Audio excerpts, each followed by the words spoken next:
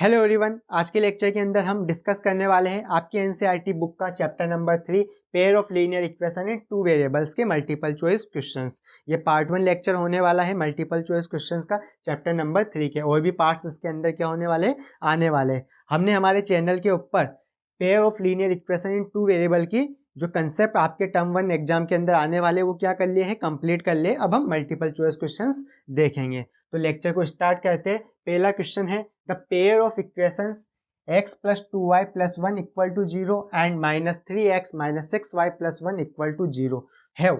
Option है आपके पास में A unique solution, B exactly two solution, C infinitely many solution, D no solution. तो एक बार लेक्चर को पॉज करके आपको क्वेश्चन को ट्राई करना है। कर लिया क्वेश्चन? आपको क्या करना है क्वेश्चन के अंदर, द पेयर ऑफ इक्वेशन है आपके पास में x plus 2y plus 5 equal to 0 and minus 3x minus 6y plus 1 equal to 0 है। क्या होगा आपके पास में, इस पेयर का एक यूनिक सॉल्यूशन होगा, एग्जैक्टली टू सॉल्यूशन होंगे इसके, या इनफाइनाइटली मेनी सॉल्यूशन होंगे, या नो सॉल्यूशन होंगे। तो हमने जब pair of linear equation two variable के कंसेप्ट्स पढ़े थे तो हमने वहां पे देखा था कि तीन ही कंडीशन होती है। क्या होती है? तीन कंडीशन होती है। ठीक है, जब भी हम इनका ग्राफ ड्रॉ करते हैं तो तीन कंडीशन होती है, या तो लाइन इंटरसेक्ट करेगी, या कोइंसाइड करेगी, या पैरेलल होगी। जब इंटरसेक्ट करेगी तो यूनिक सॉल्यूशन मिलेगा हमें, जब कोइंसाइड करेगी तो मेनी सॉल्यूशन मिलेंगे हमें, इनफाइनाइटली मेनी सॉल्यूशंस मिलेंगे, और जब लाइन पैरेलल होगी तो नो सॉल्यूशन होगा। और कंडीशन क्या होती है आपके पास में, जब हमने रेशो चेक करा था तो क्या आया था आपके पास में कि A1/A2 का रेशो अगर नॉट इक्वल टू B1/B2 का रेशो आएगा तो आपके पास में कैसे सॉल्यूशन होंगे, यूनिक सॉल्यूशन होंगे। कैसे सॉल्यूशन होंगे? यूनिक सॉल्यूशन होंगे। और लाइन क्या करेगी, एक पॉइंट पे इंटरसेक्ट करेगी, यही पढ़ा था हमने। एंड अगर A1/A2 का रेशो इक्वल टू B1/B2 का रेशो इक्वल टू C1/C2 का रेशो होगा तो आपके पास में इनफाइनाइटली मेनी सॉल्यूशन होंगे। क्या होंगे? इनफाइनाइटली मेनी सॉल्यूशन होंगे। लाइंस क्या होगी, एक दूसरे के ऊपर कोइंसाइड करेगी, यानी एक दूसरे के ऊपर ओवरलैप करेगी। देन A1/A2 का रेशो इक्वल टू B1/B2 का ratio not equal to C1/C2 का रेशो होगा तो आपके पास में कोई भी सॉल्यूशन नहीं होगा। लाइंस क्या होगी, एक दूसरे से पैरेलल होगी। ठीक है, तो ये तीन ही कंसेप्ट हमने वहां पे पढ़े हुए थे। ठीक है, तो ये आपको याद होने चाहिए। ये क्या होने चाहिए? आपको याद होने चाहिए, तभी एमसीक्यू करने में क्या आएगा, मजा आएगा। ठीक है, तो पहले एमसीक्यू अगर आप डायरेक्ट कर रहे हो कि एग्जाम के अंदर मल्टीपल चॉइस क्वेश्चंस आएंगे और आप डायरेक्ट मल्टीपल चॉइस क्वेश्चन कर रहे हो तो वो गलत है। आपको पहले क्या करना है, कंसेप्ट पढ़ने हैं। पहले क्या करने हैं, pair of linear equation two variable की जितनी भी थ्योरी पोर्शन है आपके पास में, जो भी कंसेप्ट आपके एग्जाम में आने वाला है उसको क्या करना है, आपको पहले पढ़ना है अच्छी तरह से। जब एमसीक्यू आते हैं तो थ्योरी बहुत ही इंपॉर्टेंट पार्ट हो जाता है।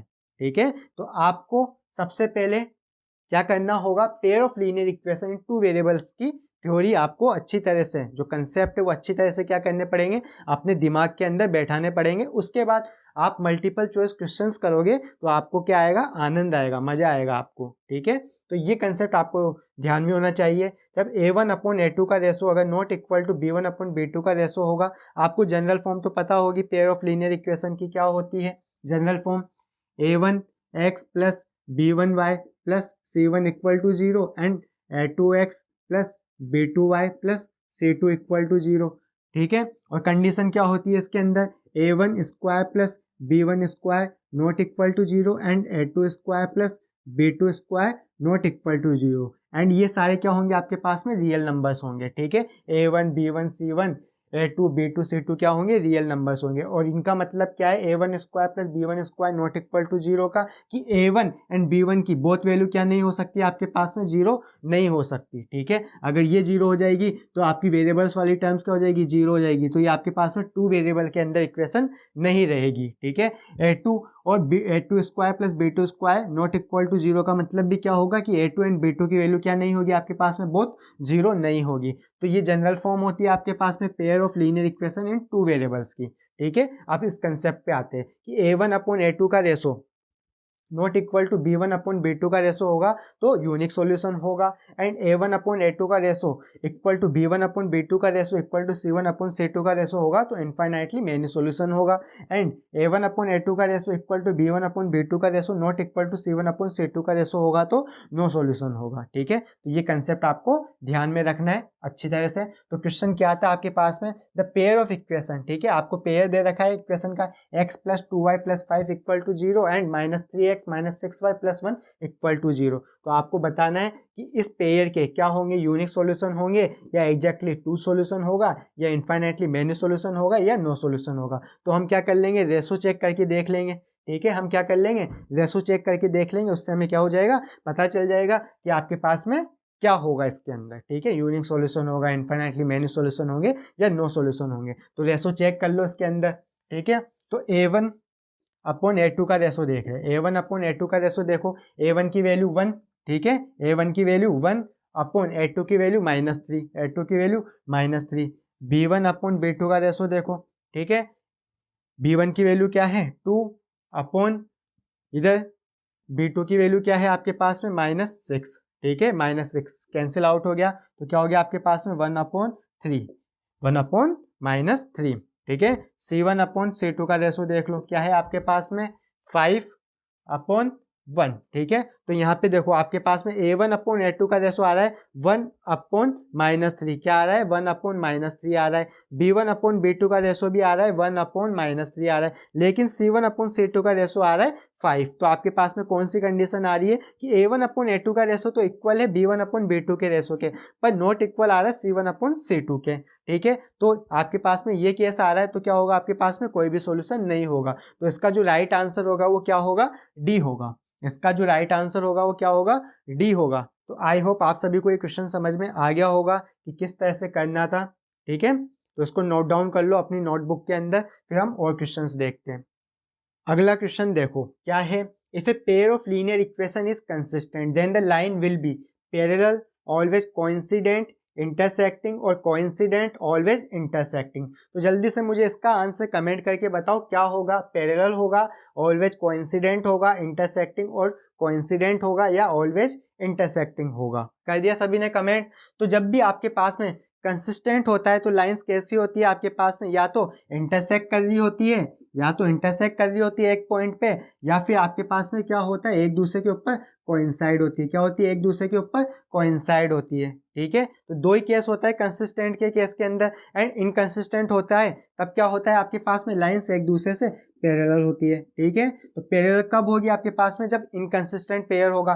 कंसिस्टेंट पेयर होगा तो लाइंस कैसी होगी आपके पास में, इंटरसेक्ट कर रही होगी या क्या होगी, एक दूसरे के ऊपर कोइंसाइड होगी। तो यहाँ पे कंसिस्टेंट पेयर है तो इसका ऑप्शन सी, क्या होगा आपके पास में, करेक्ट होगा, इंटरसेक्टिंग और कोइंसिडेंट। ठीक है, तो कंसिस्टेंट पेयर के अंदर लाइनें इंटरसेक्टिंग होती है और कोइंसिडेंट होती है। ठीक है, तो ऑप्शन सी इसका क्या होगा, करेक्ट होगा। तो आगे सभी को समझ में, नोट डाउन कर लो इस क्वेश्चन को। अगला क्वेश्चन देखो क्या है, the pair of equation y equal to 0 and y equal to -7 has one solution, two solution, infinitely many solution और नो सॉल्यूशन। तो जल्दी से मुझे कमेंट करके बताओ इसका आंसर क्या होगा। कर दिया सभी ने कमेंट। देखे, देखो क्या करना है आपको, इसका ग्राफ प्लॉट करना है। क्या करना है, इसका ग्राफ प्लॉट करना है। तो ये आपका y एक्सिस और ये x एक्सिस। ठीक है, ये x और ये y एक्सिस। तो y इक्वल टू 0 की लाइन क्या होगी आपके पास में, x एक्सिस वाली होगी, क्योंकि y इक्वल टू 0। ठीक है, कहाँ पे होगा आपके पास में, x एक्सिस के ऊपर ही तो 0 होगा। देखो यहाँ पे y की वैल्यू 0, यहाँ पे y की वैल्यू 0, यहाँ पे y की वैल्यू 0, यानी x एक्सिस की जो लाइन होगी वो y इक्वल टू 0 वाली होगी। ठीक है, y इक्वल टू 0, जहाँ पे क्या होगा, y की वैल्यू 0 होगी एंड y इक्वल टू -7। ठीक है, तो ये आपका 0, ये -1, ये -2, ऐसे यहाँ पे समथिंग -7 आएगा। ठीक है, तो y इक्वल टू -7 मीन्स क्या होगा, ये आपके पास में यहाँ से एक लाइन ड्रॉ होगी। ठीक है, तो ये दोनों लाइनें कैसी होगी आपके पास में, ये लाइन होगी y इक्वल टू -7 की एंड ये लाइन होगी y इक्वल टू 0 की। ठीक है, तो कैसी होगी, दोनों लाइनें आपके पास में पैरेलल होगी। तो जब लाइनें पैरेलल होगी तो आपके पास में सॉल्यूशन कैसे होंगे, कोई भी सॉल्यूशन आपके पास में नहीं होगा। तो ऑप्शन डी जो होगा इसका, ऑप्शन डी क्या होगा यहाँ पे करेक्ट होगा कि कोई भी सॉल्यूशन नहीं होगा इस पेयर का y equal to 0 and y equal to -7। ठीक है, आपको क्लियर हो गया होगा ये क्वेश्चन, तो नोट डाउन कर लो इसको। अगला क्वेश्चन देखो क्या है, the pair of equation x equal to a and y equal to b graphically represent lines which are. ठीक है, आपको इसकी ग्राफ प्लॉट करना है x equal to a and y equal to b का। ठीक है, और वो लाइन ने कैसे आपको रिप्रेजेंट करेगी ग्राफ के ऊपर, कि पैरेलल लाइंस आएगी, इंटरसेक्टिंग लाइन आएगी b कोमा a पे, या कोइंसिडेंट लाइन आएगी, या इंटरसेक्टिंग आएगी a कोमा b पे। तो लाइनें कैसी आएगी, जल्दी से मुझे इसका कमेंट करके आंसर बताओ क्या होगा इसका ऑप्शन। कर दिया, देखो इसका ग्राफ प्लॉट करो, ये आपका y एक्सिस और ये x एक्सिस। ठीक है, अब x इक्वल टू a है आपके पास में, तो सपोज ये पॉइंट मेरे पास में यहाँ पे, तो ये आपके पास में लाइन हो जाएगी इसकी। ठीक है, y इक्वल टू b, ठीक है, पॉइंट मेरा सपोज b यहाँ पे है। ठीक है, तो इसकी लाइनें क्या हो जाएगी आपके पास में इस तरह से, तो ये आपके पास में क्या कर रही है, यहाँ पे इंटरसेक्ट कर रही है, और इसके कोऑर्डिनेट क्या होंगे आपके पास में a कोमा b होंगे, x एक्सिस पे a है और y एक्सिस पे b है। ठीक है, तो यानी मीन्स क्या है आपके पास में ऑप्शन डी जो होगा इसका क्या होगा, करेक्ट होगा। लाइनें कैसी होगी आपके पास में, इंटरसेक्टिंग होगी, और कहाँ पे इंटरसेक्ट करेगी, a कोमा b पे वो क्या करेगी, इंटरसेक्ट करेगी। ठीक है, इसको नोट डाउन कर लो, आ गया सभी को समझ में, तो नोट डाउन कर लो इसको जल्दी से। अगला क्वेश्चन देखो क्या है, for what value of k the equation 3x minus y plus 8 equal to 0 and 6x minus k y equal to -16 represent coincident line. ठीक है, ऑप्शन है आपके पास में 1/2, -1/2, 2 एंड -2। तो जल्दी से मुझे इसका आंसर कमेंट करके बताओ, लेक्चर पॉज करके इसको पहले सोल्व करो और फिर मुझे कमेंट करो कि इसका आंसर क्या होगा। कर लिया सभी ने, देखें आपको क्या करना है, इसके अंदर क्या है क्वेश्चन, के की वैल्यू आपको फाइंड आउट करनी है, और ये पेयर आपको क्या दे रहा है, कोइंसिडेंट लाइन दे रहा है। ठीक है, ये पेयर आपको क्या दे रहा है, कोइंसिडेंट लाइन दे रहा है, और आपको के की वैल्यू फाइंड आउट करनी है। तो कोइंसिडेंट लाइन कब देता है आपके पास में कोई पेयर, कंडीशन क्या होती है उसकी। ठीक है, रेशो के अंदर देखो क्या होगा आपके पास में, कि a1 अपॉन a2 का ratio equal to b1 upon b2 का ratio equal two upon c2 का रेशो होगा। यही होगा आपके पास में कोइंसिडेंट लाइन के केस के अंदर। ठीक है, तो इसके अंदर वैल्यू पुट करके के की वैल्यू फाइंड आउट कर लो। ठीक है, a1 3 upon a2 6 equal to b1 -1 upon b2 minus k equal to c1 8 upon c2। अब इसको जनरल फॉर्म क्या होती है आपके पास में, इस तरह से होती है ax plus by plus c, यही होती है आपके पास में जनरल फॉर्म। ठीक है, इक्वल टू 0, तो इसको इधर लाएंगे तो प्लस का साइन हो जाएगा आपके पास में। ठीक है, तो ये 16, ये 16। तो अब देखो इन दोनों से के की वैल्यू निकाल लो, क्या आएगी आपके पास में के की value, 3 upon 6 equal to -1 upon minus k, तो माइनस से माइनस कैंसिल आउट हो गया आपके पास में, तो k इक्वल टू 6 अपॉन 3, के इक्वल टू क्या आ गया, 6 अपॉन 3 आ गया, तो 3 2 जा 6, तो k की वैल्यू क्या आ गई आपके पास में, 2 आ गई, k की वैल्यू 2 आ गई। इससे भी चेक कर लो, ठीक है, इससे भी चेक कर लो आप, -1 upon minus k equal to 8 upon 16। ठीक है, तो माइनस से minus cancel, k equal to क्या हो जाएगा आपके पास में 16 अपॉन 8, 8 2 जा 16, 8 2 जा 16, तो k की वैल्यू यहाँ से भी क्या आ गया आपके पास में 2 आ गई, मीन्स k की वैल्यू क्या है आपके पास में 2 है। तो ऑप्शन आपके पास में सी जो होगा, ऑप्शन सी जो होगा आपके पास में क्या होगा, करेक्ट होगा। ठीक है, आगे सभी को समझ में। ठीक है, क्या था क्वेश्चन, आपको k की वैल्यू फाइंड आउट करनी थी, क्या थी आपको k की वैल्यू फाइंड आउट करनी थी, पेयर आपको गिवन था, और वो पेयर कैसा है आपके पास में, कोइंसिडेंट लाइन दे रहा है। ठीक है, वो पेयर क्या है आपके पास में, कोइंसिडेंट लाइन आपको दे रहा है। यहाँ वैल्यू पुट करके हमने के की वैल्यू निकाल ली और कुछ भी नहीं करा हमने। ठीक है, तो आंसर सी जो होगा इसका करेक्ट होगा, नोट डाउन कर लो इस क्वेश्चन को। अगला क्वेश्चन देखो क्या है, if x equal to a y equal to b is the solution of the equation x minus 2 equal to 2 and x plus y equal to 4, then the value of a and b। ठीक है, आपको a and b की value find out करनी है।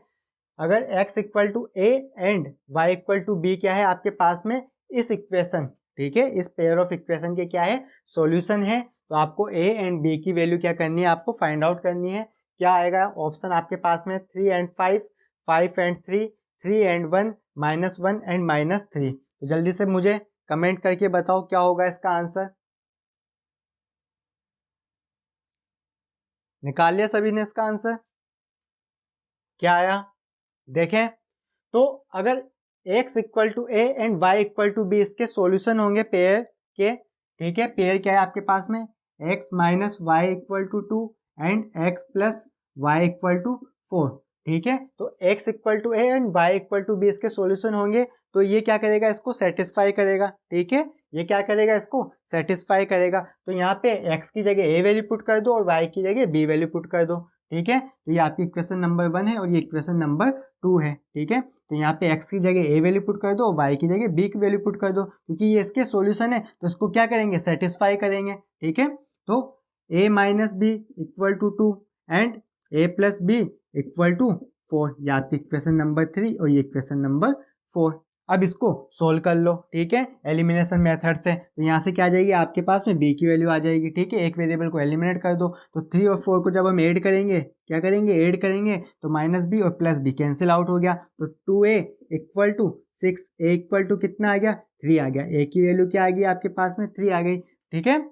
और अब इसके अंदर वैल्यू पुट कर दो, ठीक है, इसके अंदर वैल्यू पुट कर दो तो b की वैल्यू आ जाएगी आपके पास में। तो 3 प्लस बी इक्वल टू 4, तो b इक्वल टू 4 माइनस 3, तो b इक्वल टू कितना आ गया, 1 आ गया। b इक्वल टू कितना आ गया, 1 आ गया, ठीक है। तो ऑप्शन कौन सा सही होगा आपके पास में, a equal to 3 and b equal to 1, किसके अंदर है आपके पास में, ऑप्शन सी जो होगा आपके पास में क्या होगा, करेक्ट होगा, ठीक है। ऑप्शन सी क्या होगा, करेक्ट होगा। नोट डाउन कर लो इसको।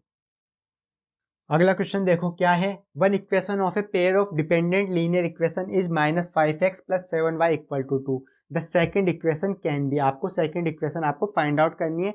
एक pair of dependent linear equation आपको दे रखा है, ठीक है। एक इक्वेशन आपको गिवन है -5x plus 7y equal to 2, ठीक है। अब जब भी डिपेंडेंट आएगा, जब भी डिपेंडेंट आएगा तो आपके पास में जो दोनों इक्वेशन होगी वो क्या होगी, आपके पास में मल्टीपल होगी एक दूसरे का, सबको याद ही है, ठीक है।